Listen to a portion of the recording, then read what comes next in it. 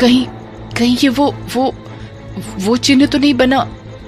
इतना अनन्या बोल ही रही थी कि अचानक से जोर से हवाएं चलने लगी और उस औरत का घूंघट उड़कर एक तरफ हो गया और उसने एक झटके में अनन्या की तरफ देखा और ये देखकर अनन्या को मानो करंट लगा हो कि वो कोई और नहीं बल्कि अनन्या खुद थी। अनन्या ने जैसे ही बाल्टी के पानी में खुद को देखा वो हैरान रह गई। इससे पहले कि वो कुछ समझ पाती, वापस से बाल्टी के पानी में हलचल होने लगी और एक दूसरा चित्र उभरने लगा। और जब वो चित्र उभर कर शांत हुआ तो अनन्या की आंखें मारे खौफ के फटी की फटी रह गई, क्योंकि ये चित्र किसी और का नहीं बल्कि जुल्मी का था। जुल्मी के चित्र को देखकर अनन्या को कुछ समझ नहीं आया कि इसका मतलब क्या हुआ। इतने में बाल्टी में जल्दी जल्दी चित्र बदलने लगे थे। कभी उसमें अनन्या खुद को उस घर के बाहर देखती और कभी वो जुल्मी को देखती। ये सारी चीजें इतनी जल्दी जल्दी हो रही थी कि अनन्या घबराहट की वजह से पसीने से तरबतर हो चुकी थी। और अचानक से जोर से जुल्मी के चीखने की आवाज आई और जुल्मी की चीख के साथ ही अनन्या भी चीख उठी। उसके साथ उसकी आंखें खुल गईं। अनन्या ने देखा वो अभी भी अपने कमरे में बेड से टेक लगाकर बैठी हुई है और हाथ में पकड़े तकिए को उसने बहुत कसकर पूरी ताकत के साथ दबा रखा है। अनन्या चारों तरफ देखती हुई बोली, ये क्या था? मैं तो अभी उस बेसमेंट में थी और अचानक मैं यहाँ कैसे? उस पानी में मैंने खुद को क्यों देखा? और जुल्मी के चित्र का क्या मतलब था? अभी अनन्या ये सब सोच ही रही थी कि तभी उसे हल्की ठंड सी महसूस हुई। उसने गौर किया कि वो पूरी तरीके से भीगी हुई है। अनन्या हैरानी से बोली, मुझे समझ नहीं आया कि ऐसा कैसे हो सकता है। अगर ये सब सपना था तो मैं भीग कैसे सकती हूँ? तभी बाहर से जुल्मी के जोर से चीखने की आवाज आई और जुल्मी की चीख को सुनकर अनन्या सब कुछ भूलकर बाहर की तरफ भागी। अनन्या जैसे ही अपने कमरे से बाहर निकली, उसने देखा बाहर उसके सारे दोस्त बैठकर आपस में हंसी मजाक कर रहे हैं और विकी ने जुल्मी की गर्दन को अपने हाथों से दबा रखा है और जुल्मी चीख रहा है और सब हंस रहे हैं। उन लोगों को ऐसे देखकर अनन्या के हड़बड़ाते से कदम थम गए और उसने जुल्मी की तरफ देखते हुए पूछा, तुम इस तरह चीखे क्यों? अनन्या के इस तरह परेशान होकर सवाल पूछने से जुल्मी ने विकी को दूर धक्का देते हुए कहा, देखा आपने अनन्या मैडम जी को हमारी कितनी चिंता है। हमारी जरा सी चीख पर भागी चली आई और एक आप हैं कि हमारी जान मारने पर लगे हुए हैं। जुल्मी की बात पर विकी ने मजाक उड़ाते हुए कहा, अनन्या, मुझे नहीं पता था कि जुल्मी की जान तेरे लिए इतनी इम्पोर्टेंट है। और जुल्मी, शायद तुझे पता नहीं है कि अनन्या को जानवरों से कितना लगाव है। ये लोग मजाक कर रहे थे, लेकिन अनन्या का दिमाग तो कहीं और ही लगा हुआ था। तभी ध्रुव ने अनन्या को गौर से देखते हुए कहा, तुम भीगी हुई क्यों हो? ऐसा लग रहा है जैसे तुम अभी नहा कर आई हो।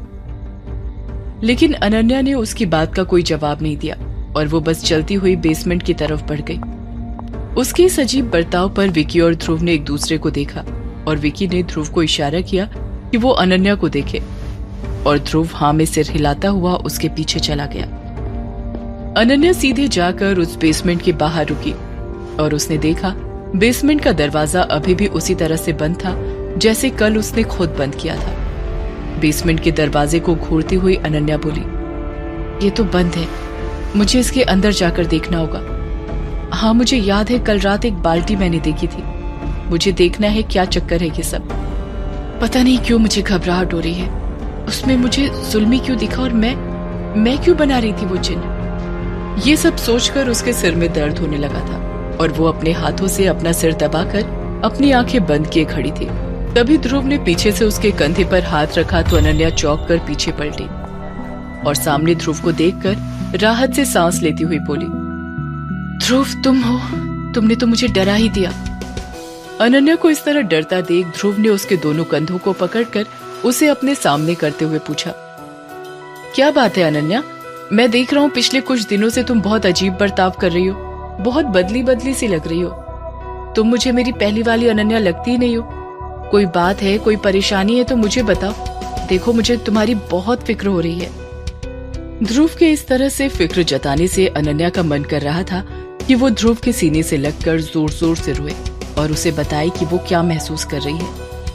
लेकिन वो क्या बताती, और वो नहीं चाहती थी कि उसकी वजह से ध्रुव और उसके बाकी के दोस्त परेशान हो जाए, क्योंकि पहले से ही पाली आने के बाद सबकी लाइफ में बहुत सारी प्रॉब्लम एक के बाद एक आती ही जा रही थी। इसलिए अनन्या ने बस इतना ही कहा, मैं ठीक हूँ, दरअसल मुझे मेरे घर की बहुत याद आ रही है, मुझे होम सिकनेस हो रही है, मुझे मेरी मॉम की भी बहुत याद आ रही है, इसीलिए मैं थोड़ी सी अलोन फील कर रही हूँ, और कोई बात नहीं, मैं ठीक हूँ।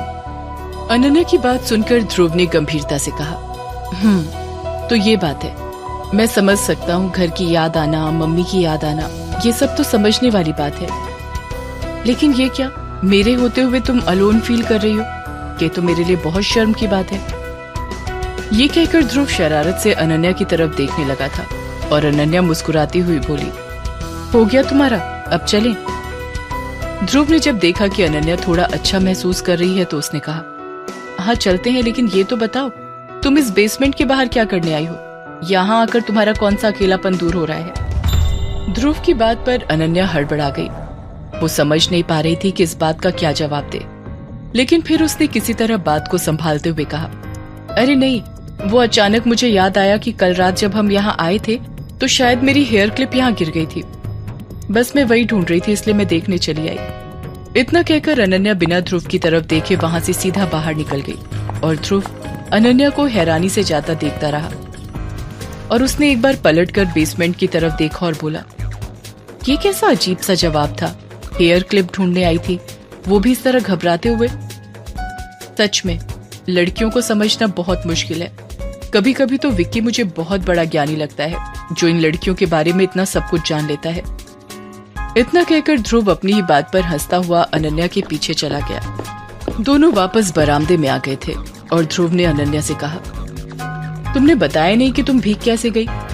ध्रुव के सवाल पर अनन्या अपने आप को देखती हुई बोली, हाँ वो आज थोड़ी सी गर्मी ज्यादा है ना, और लाइट भी चली गई थी ना, बस इसीलिए पसीने में भीग गई, मैं अभी आती हूँ चेंज करके। इतना बोलकर अनन्या अपने कमरे में चली गई, और ध्रुव वापस सबके साथ बैठकर बात करने लगा। थोड़ी देर में अनन्या वापस जब चेंज करके आई तो उसने देखा कि ध्रुव छलावा, जुल्मी और विकी को कुछ समझा रहा है। अनन्या वही तारा के बगल में बैठकर बोली, क्या चल रहा है यहाँ पर। अनन्या के सवाल पर विकी ने ध्रुव पर टोंट करते हुए कहा, हमारे जासूस जी अब पाली में जासूसी करने वाले हैं, और ये हिडन कैमरा लेकर आए हैं ताकि दिलीप काका के घर के बाहर जासूसी कर सके। विकी की बात अनन्या के समझ में नहीं आई, और उसने ना समझने वाले अंदाज में पूछा, मैं समझी नहीं, जासूसी किस बात की। विकी ने समझाते हुए कहा, अरे वो कल ध्रुव ने कहा था ना, वो कुछ करना चाहता है, छानबीन करना चाहता है, इसीलिए ये हिडन कैमरा लेकर आए हैं। विकी की बात पर अनन्या अब समझ चुकी थी कि ध्रुव का प्लान क्या है, इसलिए उसने कुछ सोचते हुए कहा, तो सिर्फ दिलीप काका के घर के बाहर क्यों, गांव में कई जगह हमें ये कैमरा लगाने चाहिए, क्या पता कहीं से और कुछ पता चले। अनन्या के सवाल पर ध्रुव ने हैरानी से कहा, लेकिन वो चिन्ह तो दिलीप काका के घर के बाहर मिला है ना, तो गांव में क्यों कैमरा लगाएंगे। ध्रुव की बात पर अनन्या ने जुल्मी की तरफ देखते हुए कहा, हम जुल्मी के घर के बाहर कैमरा लगाते हैं। अनन्या की इस अजीब सी बात को सुनकर सब एक दूसरे का मुंह देखने लगे, और ध्रुव ने हैरानी से पूछा, इनमें जुल्मी कहां से आ गया, और जुल्मी के घर के बाहर हम क्यों कैमरा लगाएंगे। तुम क्या बोल रही हो अनन्या, तुम ठीक हो ना। ध्रुव की बात से अनन्या को एहसास हुआ कि वो गलत बोल गई है, क्योंकि उसने जो कुछ भी देखा वो उसने देखा है, हो सकता है वो उसका सपना ही हो। इसलिए उसने बात को बदलते हुए कहा, नहीं, मेरे कहने का मतलब है जुल्मी को ऐसे कैमरा और फिल्मों में बहुत इंटरेस्ट है ना, इसलिए मजाक कर रही थी। अनन्या की बात पर जुल्मी उसे निहारता हुआ बोला, अनन्या जी, आपको हमारी कितनी चिंता है ना, और आप हमारे बारे में कितना जानती है ना। जुल्मी की यह बात सुनकर अनन्या के मुंह से खुद ब खुद निकला, सच में अभी तो मुझे तुम्हारी बहुत चिंता हो रही है। लेकिन उसने ये बात इतने धीरे से कही थी कि किसी ने उसकी बात नहीं सुनी। अनन्या ने गौर किया कि तारा की नजर लगातार उसी पर बनी हुई थी, और उसके चेहरे पर आने जाने वाले हर भाव को जैसे गहराई से नोटिस कर रही थी। अनन्या ने बात को बदलते हुए तारा से कहा, तारा, तुम मुझे इस तरह क्यों देख रही हो। अनन्या की बात पर तारा ने अपना सर इनकार में करते हुए कहा, नहीं, कुछ भी तो नहीं, मैं तो ये देख रही हूँ कि तुम्हें सबकी इतनी चिंता है, तुम सबके बारे में कितना सोचती हो। सबकी पसंद नापसंद के बारे में सोचती हो। अब देखो ना, तुम जुल्मी के बारे में भी कितना सोच रही हो। तारा की इस बात पर अनन्या ने अपनी नजरें दूसरी तरफ घुमा ली, जैसे वो तारा की बातों को नजरअंदाज करना चाहती हो, लेकिन उसके मन में खुद एक तूफान उठ रहा था। थोड़ी ही देर बाद जब सबका खाना पीना हो गया और रात गहरी हो गई, तो ध्रुव ने छलावा से पूछा, तो छलावा, तुम और विक्की क्या सच में मेरे साथ नहीं जाओगे? छलावा ने कोई जवाब नहीं दिया। तब विक्की ने ध्रुव की तरफ देखते हुए कहा, मन तो नहीं है, लेकिन तुझे अकेले कैसे जाने दें, इसलिए चल, मैं तो तेरे साथ हूं, जो होगा देख लेंगे। छलावा ने भी हाँ में अपनी गर्दन हिलाई और बोला, हाँ रात हो गई है, सब सो गए होंगे। विक्की की बात सुन ध्रुव मुस्कुराने लगा। उसने कहा, वो तो मुझे पता ही था तुम मेरे साथ हो, चाहे कुछ भी हो जाए, तभी मैं बिना कुछ सोचे गांव वालों से वादे पर वादा कर देता हूं। तो मुझे लगता है अब हमें चलना चाहिए, क्या कहते हो? ध्रुव की इस बात पर छलावा ने बेमन से कहा, और कोई उपाय तो है भी नहीं, चलो देखते हैं।